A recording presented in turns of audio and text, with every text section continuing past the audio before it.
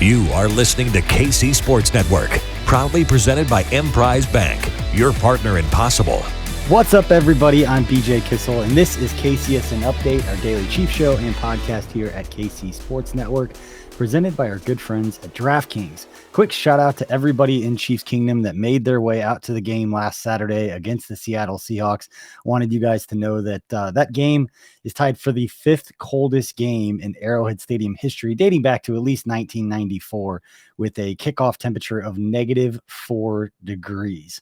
The good news is you guys saw a good one. Bad news is I wish I could have been there. My son and I were planning on coming out. We might get into that with Matt, but not probably anything a lot of people want to hear a lot about. But appreciate you all hanging out today. Please hit that like and subscribe button if you're on YouTube. It helps us out and is greatly appreciated. And go ahead and look around the rest of the content and tell me it's not worth that free click. I've got a little something for everyone. You can also follow us on your favorite podcast platform by simply searching KCSN. You can find all of our channels that way, covering the Chiefs, Royals, KU, K-State, Mizzou, Sporting KZ, the KC Current. Like I said, we have got something for everyone, and we are everywhere. It is Monday here on KCSN Update, which means we will be joined by ESPN's Matt Miller to get his stock up, stock down report following the Chiefs win over the Seahawks. But first, a quick word from our friends at DraftKings. DraftKings Sportsbook, an official sports betting partner of the NFL, is my go-to when betting on the NFL this holiday season. They have the best app that's easy to navigate. They pay out quickly, and I love all the different plays that they offer. Right now, new customers can bet just $5 on any NFL team to win their game and get $150 in free bets if they do. And check this out. Right now, everyone can earn up to a 100% boost with DraftKings stepped-up same-game parlays. Go to DraftKings Sportsbook app, place a same-game parlay, and combine multiple bets like which team will win, player props, point totals, and more. The more legs you add, the bigger the boost, the bigger your shot to win big. My personal favorites are the anytime scores. You've heard me talk about it before. You don't have to be a betting expert, and it doesn't matter the score of the game. You're always in it. Download the DraftKings Sportsbook app now. Use code KCSN. Place a $5 bet on any NFL team to win their game and get $150 in free bets if they do. Only at DraftKings Sportsbook with code KCSN. Minimum age and eligibility restrictions apply. See show notes for details. All right, let's welcome on ESPN's Matt Miller and get his thoughts on the Chiefs win over the Seahawks and probably some Christmas takes as well. Matt, how goes it this Monday morning? How was your Christmas? How are things? No, it goes well. As people see, I'm working from home today, which is a nice added benefit to the Christmas season here. Family had a great Christmas. We were all at 100%, unlike at the Kissel house where you guys were on IR a little bit. No, we had a great time. I'm incredibly fortunate to be able to spend the holidays with my entire family and watch the kids open presents and then to sit around on Christmas Eve, which is also my dad's birthday, and watch the Chiefs game with my whole family, which is a good time. You might have seen my tweet.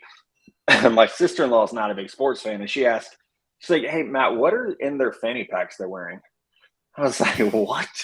And it took me a minute to realize she was talking about the hand warmers. It was like, "Oh, yeah." So we call those fanny packs in our house from now on. But we had a great time, and as you and I were talking about before we started recording today, there's not a whole lot of negative to talk about coming off this win for Kansas City.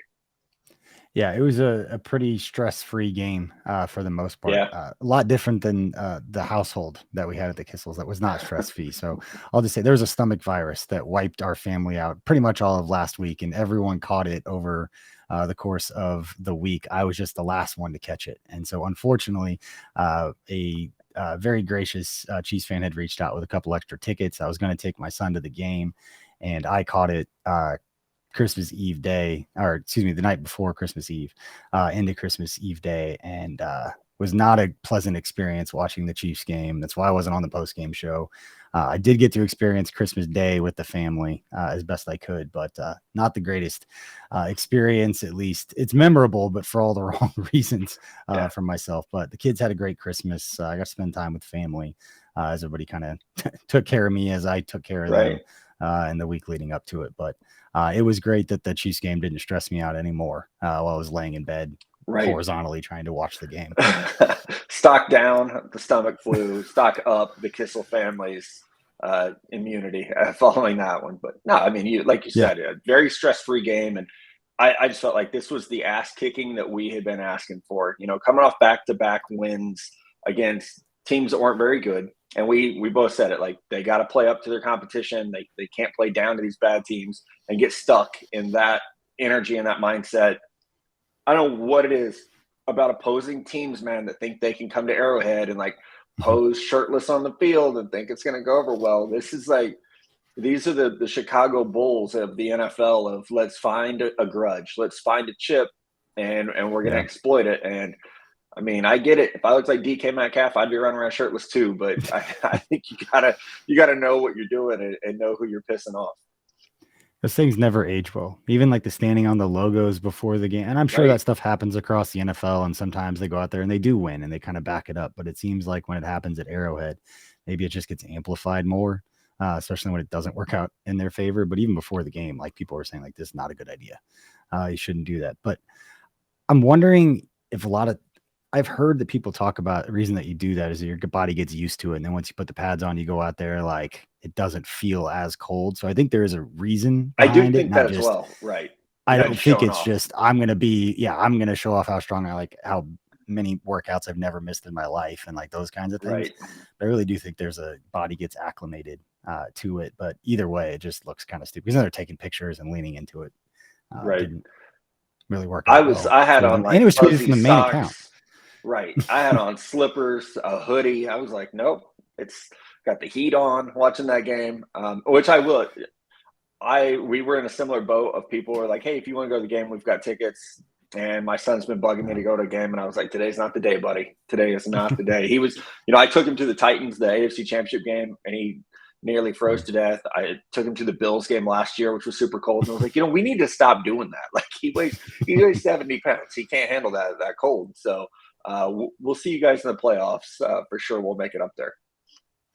Yeah, I got as far as I got all the clothes laid out. I was getting out of the shower, getting ready to go, and just kind of like going down to my hands and to my knees about every 30 seconds. It was good that we didn't try to go, considering how I was feeling at the time. And then my son, who was just getting over it, that he had it, the stomach virus the previous 2 days. Yeah. Like, I don't think I want to go, Dad. And I'm like, you know what? That's okay. BJ, okay, take it from someone who has thrown up in that parking lot before. It's not fun. It's not a fun experience throwing up in the Arrowhead/Kauffman parking lot. It caught me right at kickoff. Like, I probably wouldn't have made it to kickoff had we been there, but I would have been the one getting sick and everybody like, oh, this guy's partied so much. We're like, I wish I had partied that much. It's not that, I promise. Sick. Yeah, it's not that at all. But anyway, let's talk a little stock up, stock down from this. I know there's not a ton of stock down, but stock up, where do you want to start? I have a feeling I know where this is going. I mean, we could start in a lot of places, but I think we have to start with the MVP, Mr. Mahomes. An electric performance, 3 total touchdowns, 2 passing, 1 with the incredible run/dive/go gadget arm move that he pulled to score the touchdown. And it wasn't his best passing day. I think he went 16 or 28 maybe. So it wasn't like his, oh my God, he just tore people apart like he did last week where he went 20 straight completions. But it was just a game where things weren't really working. I thought the Seahawks did a good job taking away the outside passing game. Obviously, a lot of things funneled inside to Travis, and that works very well. But it was one of those games where Mahomes just took over and reminds you why he's the greatest football player on the planet right now, why he's, I think the front runner for the MVP, and really should be every year. And I think he's to a point where he has to do something to not earn that title, because it's just so special what he's able to do. And I think, in a similar world, I have to remind people that Bryce Young, the quarterback at Alabama, did crazy things this year with a really weak supporting cast. And people are like, there's no way he's at Alabama. It's like, no, actually, his supporting cast was not very good this year. And I feel like with Mahomes, when it's time to lay out the MVP argument, BJ, it's not going to be, the 4,000 yards or the 40 touchdowns, or it's going to be, look what this guy did, breaking in an entirely new cast of characters except for his Hall of Fame tight end, new running back, new 1 through 4 wide receiver. It's a completely new scheme even, losing Tyreek Hill and even, losing Mecole Hardman for so much of the season to injury. I think that is, as much as anything, that is Mahomes' resume this year. Look what I've done with a new group of, Josh Allen's got the same dudes, Joe Burrow, same dudes, and they're both great players. I think that's the difference maker is what Mahomes has done this year. And Jalen Hurts had a poor game while injured, is now out. And I think that has, if there was still doubt about who the MVP was, I think that has settled the case. Yeah, I don't know how you can watch him and watch the rest of the quarterbacks across the league and not say that he's better. And that's taking nothing away from those other guys. And we've joked about it before that in a lot of ways, Patrick Mahomes has kind of ruined football to watch any other level or any other NFL game. So like, why can't he do that? And even good quarterbacks, like even the scramble stuff. How many times I've watched different quarterbacks? I'm not comparing Kirk Cousins to him, but and Russell Wilson and these guys, but the way that they cannot escape the pocket, I think it's one of his abilities from an athletic standpoint that maybe we don't give enough credit, especially with a lot of the pressures earlier in the season that he was kind of getting, and he was running for his life a lot. It wasn't just the ability that he can throw on the run and do that. It was that he was athletic enough to maneuver and manipulate the pocket and run around the way that he does. And I thought he had a fantastic game. I think he had his MVP moment that everybody was looking for with, holding himself his body weight up as he dove for the pylon. I think that play is going to end up, on his, Canton reel that everybody's going to be watching. Just how that thing's going to be 4 hours long, by the way. It's like every year, his highlight film every year would be better than most quarterbacks' career. Like you just take the plays that he just made this year. And I think that drop in the bucket he had to Travis Kelce, that pass could have been one of the best passes he's thrown all year. That's probably not going to get enough credit because it wasn't some crazy running sideways, throwing left-handed, just a hell of a ball. All those kinds of things that you'd normally just throw away like you're being sarcastic. And it's like, no, he's actually done that stuff. But I'm sure we'll come back to Mahomes at some point throughout the rest of this conversation. But what else do you have for our stock up? Yeah, let's go to the defensive side of the ball because, that Seattle run game is very good. It's really an impressive offensive line. They've been good this year. I thought Nick Bolton, really stepped up and shut it down as far as the run game goes. That was something I called out, I think, last week of run defense, has to be better. And Nick Bolton single-handedly did that with 17 total tackles. I mean, you have to call out that performance. I thought the defensive line played really well. Chris Jones continues to have, a first-team all-pro type season. Your guy, George Karlaftis, Frank Clark. I mean, they were in sync. The front seven was defensively. And Nick Bolton I think we know it now, but remember the first month of this season, where is it going to be Willie Gay? Is it going to be Nick Bolton? Willie Gay gets suspended. Nick Bolton just, takes that next step. And it's been great to watch him develop and become a leader on defense and become somebody that is a playmaker for that defense as well. Yeah, I had placed the bet before the season began that Nick Bolton would lead the NFL in tackles, and he is very close. Yeah, I think he's in third place right now, behind just a couple guys. You're gonna have to have maybe one more. I think he's like 8 tackles behind the lead, so he's gonna have to have one more of those huge tackle performances. But it's been amazing to see his development, what he's been able to do for that defense in this season. But one of the other guys, I want to pivot away from the defense and go back to the offense real quick because I just saw this tweet put out by Jesse Newell from the Kansas City Star, saying that over the last 6 weeks, the highest graded tackles in the NFL in pass blocking per Pro Football Focus, out of 112 tackles, number one player over the last 6 weeks is Orlando Brown Jr. That's surprising to me. We've spent a lot of time. We spent a lot of time on here talking about Orlando Brown Jr. struggling for good reason. He did struggle. I know based on what Nate Taylor has said on this show on KCSN Update when I talk with him on Tuesdays that early in the year, Orlando Brown Jr. was dealing with a knee injury. But you got to give credit where it's due. And shout out to Orlando Brown Jr., what he's been able to do over the last 6 weeks per these numbers. You can say whatever you want about Pro Football Focus and sometimes user stats, sometimes they don't. Sometimes it makes sense, sometimes they don't. But over the course of 6 weeks, it's not just one game, like one graded Mahomes play. Like this is a sample size that tells you that he is, if not the best, he is significantly improved and been a reason why the Chiefs offense has been succeeding over the last 6 weeks. So that's a great sign as they obviously finish up the regular season, get ready for the playoffs. Yeah, you want to heat up right now. And I think, for me, there are times where, my job is to be critical of players, to look for the good and bad. And I think sometimes a guy like Orlando Brown struggles early in the year and you start to almost look for the mistake instead of look for the improvement. Right. And, it's we're all human. We all have our biases. And it's nice to have a stat like that to remind you, like, wait, actually, you can remember a blown play here or there, or you can remember him struggle against a player, but by and large, over that course of time, he's been significantly better, like you said. So, and I still think Andrew Wiley deserves a ton of credit for what he's done on the right side. he is, the unsung hero of, I think, the best offensive line of football. And he's definitely done a great job over there. You spent so much time talking about the interior guys and what they've done that you end up talking, if you want to pick things apart, talking about the two tackles. And speaking of paying attention to things you don't normally pay attention to, also shout out to the kicking game. I've never paid so much attention to where the laces are going and what's going on after during an extra point than I did in this game. But Butker hit his one field goal and made all 3 extra points. And rather than putting it all on Butker, we're going to say great job, James Winchester. Great job, Tommy Townsend. Great job, Harrison Butker. That battery mate right there, they got it done this week, and there was a lot of attention being put on some extra points and where the laces were, I'm sure. Yeah, and good for Tommy. Like we talked about last week, if it was, a situation of poor holds, then it looked like they got it fixed. And I think that's, again, like with Orlando Brown, you figure out something needs fixed, go out, correct it, and move on. And I noticed there was one, I think it was after the first extra point, that Tommy Townsend celebrated a little bit, made a, like, hey, did you see that? Did you see that hold? And it's nice to see. Hopefully that gets back to the automatic play that it's supposed to be, instead of holding your breath. And in a game, like Saturday's game, that just never felt close.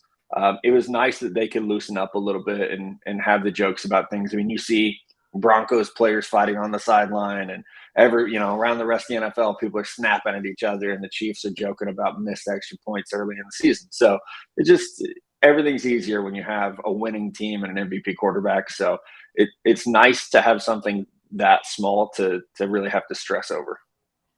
And at the end of the day, I don't think anyone that's ever spent any time around Dustin Colquitt as being kind of the one that shined a light on a lot of this stuff, that Dustin Colquitt wants anything more than just for that area to get better.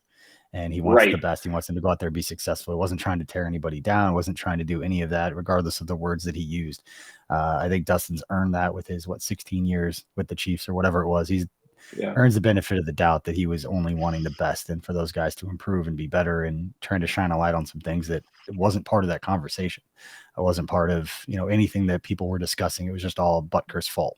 Now that it's not, all Tommy's fault. It was just that group has to be better overall. And a lot of it is on Butker. He's the one kicking the football, but still, it was an interesting week. And she's between that and bank robbing Wolf super fan. Like, it was a weird time in Chiefs Kingdom. We don't have to go on that. I forgot about that. That feels like it was 2 weeks ago, right? It's been a long week. Matt, the game feels like it was like 17 days ago, just because of what my last 2 days have felt like. I don't know. Yeah. I can't keep track. Appreciate everybody hanging in, wondering why I sound like I do. I'm fighting through this right now, but let's move on to a stock down. I know this part won't take a super long time. I know a lot to pick apart after that performance, but what do you have for a stock down? You're right. We're being very picky today. It feels like our mid-season Monday morning updates, but I do think the secondary could have been a little bit crisper.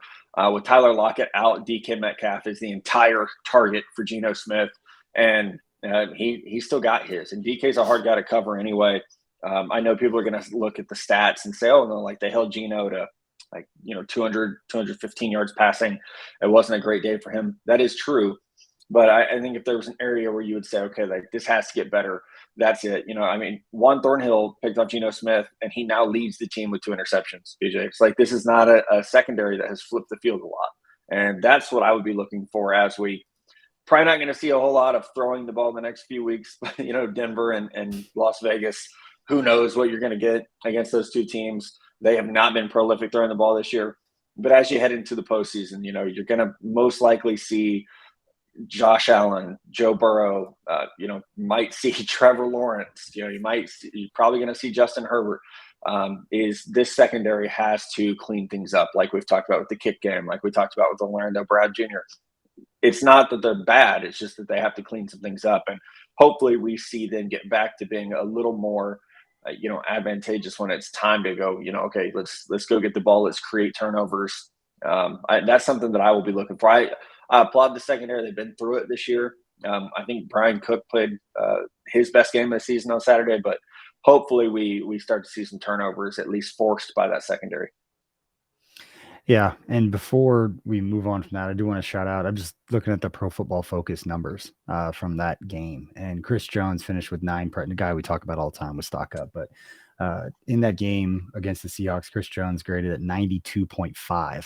I think which that's is good. very high Pretty good. for anyone, but that's Yeah. way up there. Had 9 Man, pressures I say he overall hit. in that I feel like game. he hit Russ like 4 or 5 times, or not. Excuse me, Geno Smith like 4 or 5 times. So Yeah, he I think was. Chris Jones is amazing, and I've not always been his biggest fan. I felt like there was almost complacency the year after the Super Bowl where guys weren't always going, balls to the wall. And it was like, man, what happened to this guy? It feels like he's taken a step back. No, he has not. Maybe he was going through an injury that we didn't know about or something. He's back to being, one of the 2 most dominant interior players in the NFL. And then just wrap it up the PFF numbers. Willie Gay Jr. was the second highest graded player at 91.1. And then actually Leo Chanel came in at number 3. And it seemed like he was getting a lot of snaps compared to what we've seen from him, at least lately. I guess against Houston, he had 27 snaps. But before that, it had been, week 9 against Tennessee that he had more than, 13 snaps in a game. So he had 21 snaps, graded out at 82.9.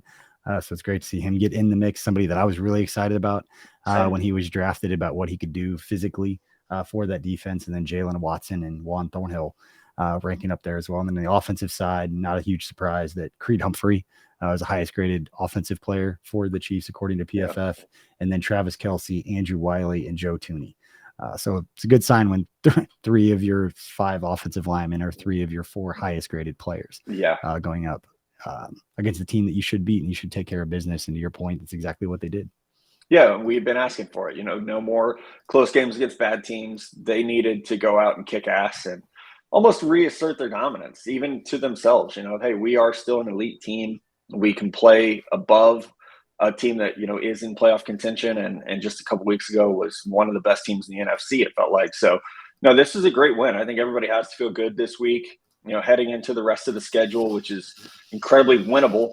You'd be looking at a 14-3 Kansas City team that is the number 1 or number 2 seed in the AFC. And it's a great feeling, for where we thought this year was going to be, maybe even a wild card team this year. A lot of folks thought that in August, and to now have the potential to be the number 1 seed in the AFC, to have potentially the best record in the NFL, depending on what Philly does the next 2 weeks. Pretty great season. Yeah, it's going to feel very strange next Monday night. That's going to be one of the most watched games. It might break a record in Kansas City for that ESPN, that Monday night game between the Bills and the Bengals. It's going to feel very strange. Yep. Rooting as hard for the Bengals as we're going to, but the Bengals win. It means they have to come to Arrowhead, ideally, if the Chiefs win that first game, but come to Arrowhead to make their way. And of all the games, Matt, that you and your son should come to, the game that I'm going to have a lot of FOMO for, that Chiefs-Bengals game, hopefully in like the divisional round. Man, a little bit of a rematch. It's going to be the one that I'm going to really feel like, man, I really wish I was at this game. Yeah, but I promise for a playoff game, so I guess we'll make it happen.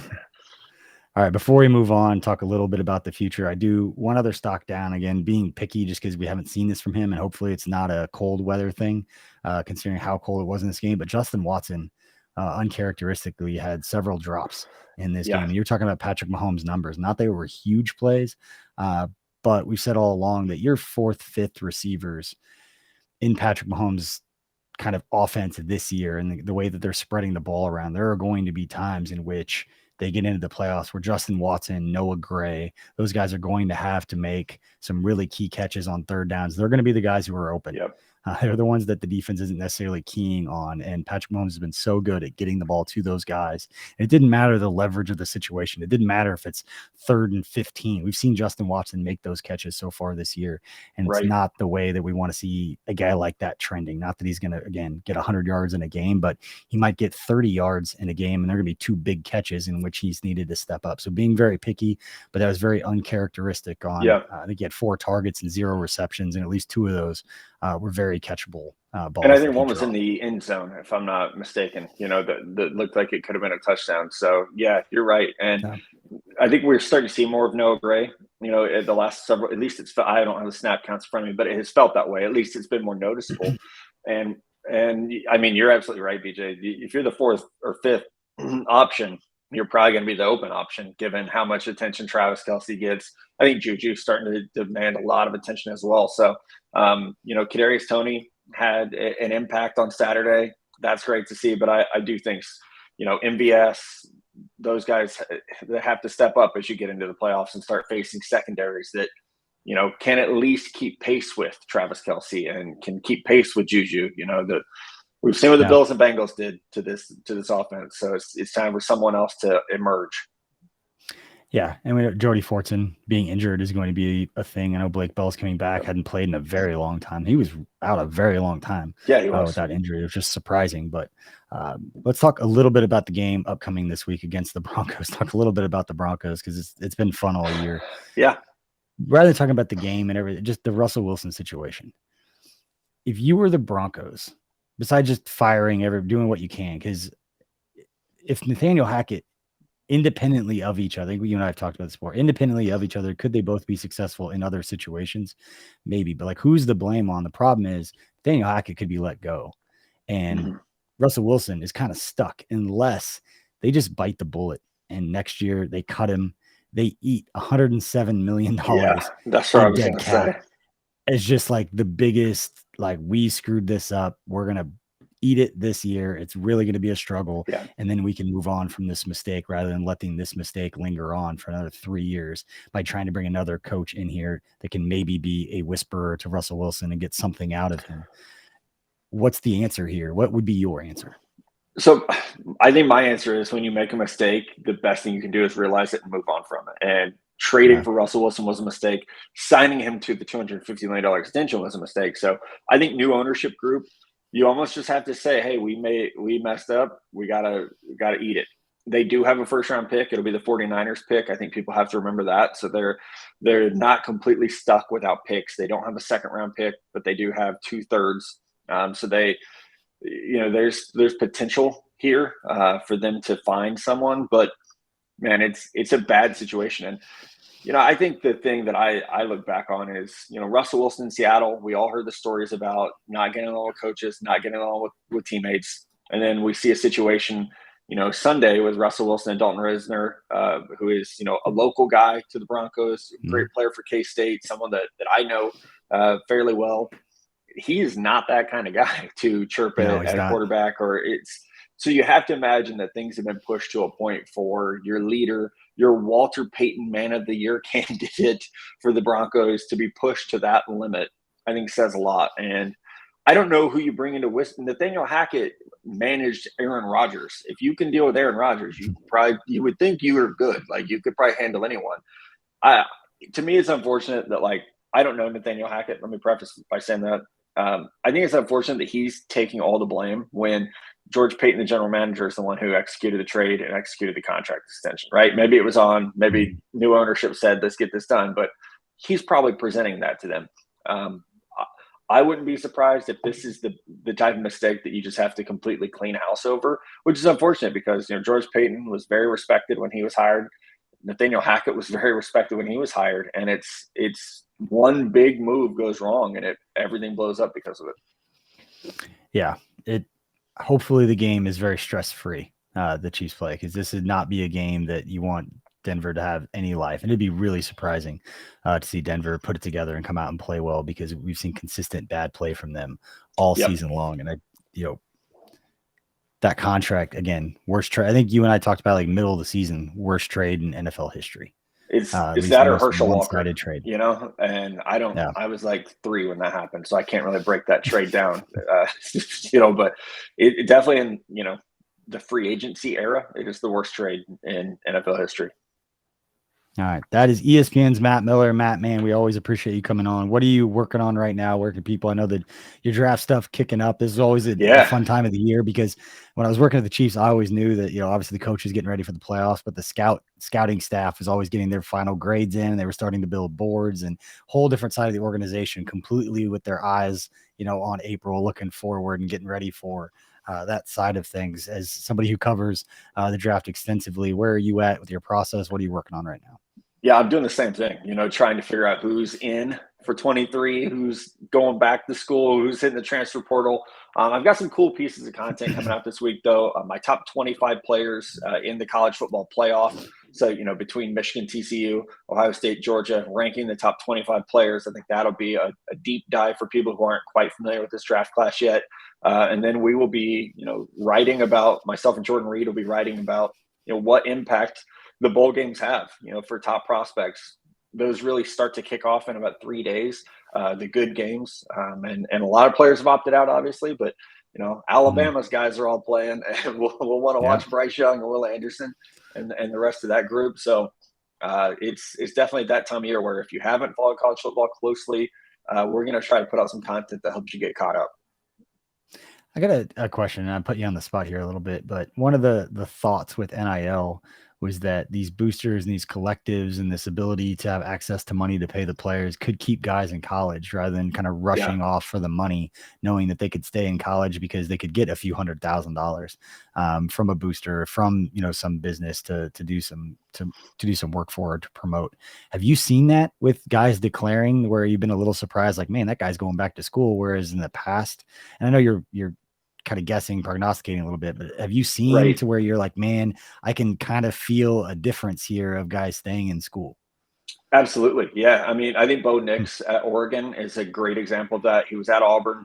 It didn't work out there. He goes to Oregon and just thrives under new head coach Dan Lanning. And as a player who I believe he was my QB5, and that's not like set in stone, right? It's early in the process, but he announced he's going back to Oregon. I don't know for a fact that NIL money played into that, but it probably doesn't hurt, right, for a guy to go back to school. So I do think that Olo Fashanu, who would have been the top tackle in this draft, went back to Penn State. And he announced early, hey, I'm going back to Penn State. I got more work to do. And I mean, he was a projected top 5 pick. So I definitely think NIL has at least made those decisions of, hey, I might have more developing to do. I could use another year to learn without the pressures of being an NFL player. The NIL money probably makes it easier to do that. But on the other hand, there were guys who I thought would go back to school, like Anthony Richardson, the quarterback from Florida. Really thought he could benefit by going back for another year. Take the NIL money, develop, and he said, no, thanks. I'm going to go pro. So it hasn't been as complete as it might get to be. I mean, we'll see what happens if they try to legislate and regulate this thing, or if it's going to stay kind of the Wild West that it is right now. Cool. Interesting to see how that's all going to play out, not just this year, but as people figure out NIL. It was one of the first conversations, getting involved in NIL and just kind of figuring out a lot of this stuff, that it was going to be the Wild West. It was going to be a mess for a little while people figured this out. And hopefully there weren't any players or schools that were severely affected negatively by this whole trying to figure this out with the collectives now. And now it's become collectives all over the place. There's multiple collectives for all these teams. So interesting to see how that plays out, especially as it relates to what you do with covering the NFL draft and guys coming out and declaring and all that. But appreciate everybody for hanging out. Don't forget the KC Laboratory will be live tonight. Craig, Maddie, and Kent will be live on our YouTube channel at 8 p.m. breaking down the Chiefs and Seahawks as well. And I'm sure they'll be talking a little bit about all the top storylines going on right now. And we'll have plenty more content throughout this week, getting you ready for the Chiefs and Broncos with 2 regular season games left to go. And then maybe previewing a little Bills Bengals. That's going to be a game that a lot of Chiefs fans have their eye on. But we appreciate all you for spending part of your day with us. Hope you all had a great Christmas and a happy holiday break thus far. And please hit that like and subscribe for watching on YouTube, and follow us on your favorite podcast platform. Again, appreciate all of you. We'll see you next time.